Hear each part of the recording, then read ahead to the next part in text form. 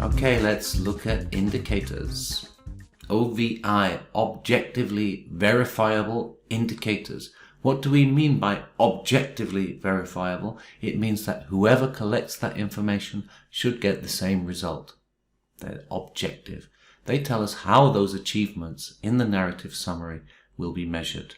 And this comes in the second column, and we have indicators at output, outcome, and impact level. We'll go into much more detail on indicators and monitoring and evaluation later in this course, but let's sum up what we mean by an indicator. It's simple and it's a reliable way to measure achievement of a result and measure progress towards a result. And those results are outputs, outcome, and impact. So we need our indicators at all three levels. Back to Malawi, which is where this case came from, reducing infant mortality through training traditional birth attendants. Here we have the narrative summary on the left. We have our two outputs, our outcome and our impact.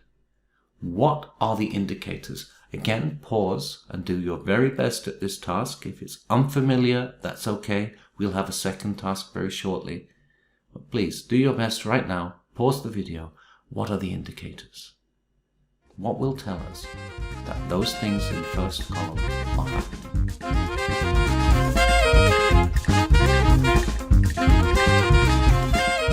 Let's work from the outputs up because those are typically the easiest to measure. How will we know we have increased availability of TBAs? We need to get very specific here. What will tell us that we have more availability?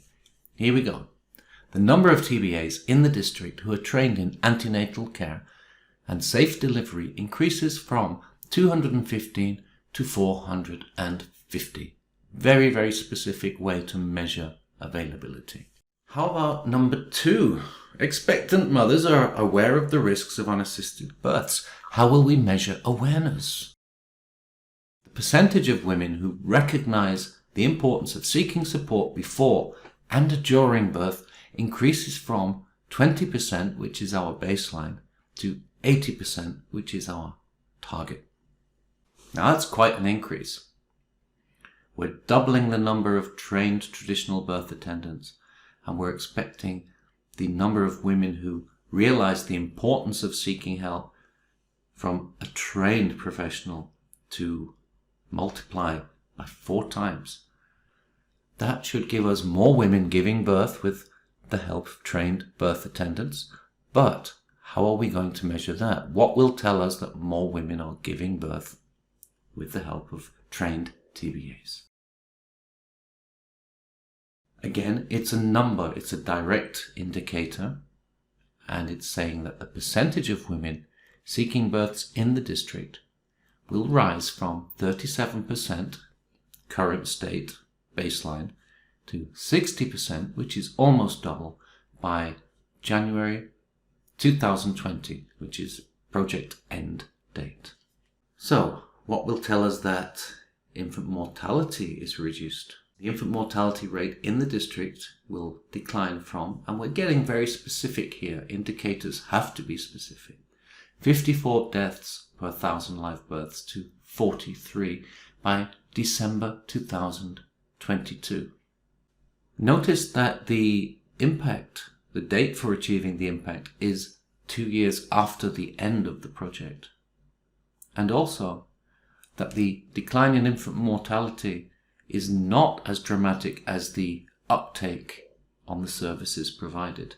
That's because, of course, we have other external factors that can affect infant mortality.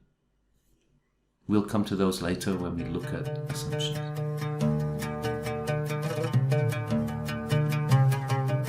Returning then to the IDP camp.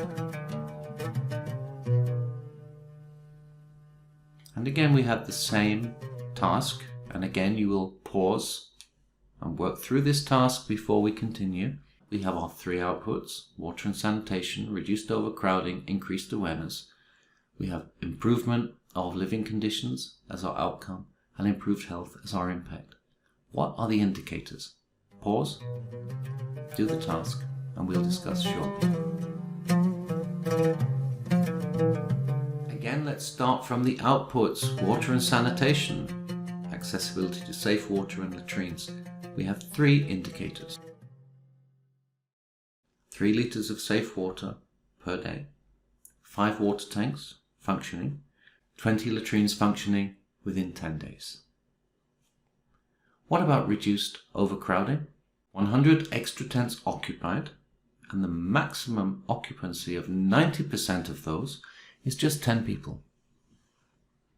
And to measure the awareness, what is our indicator here?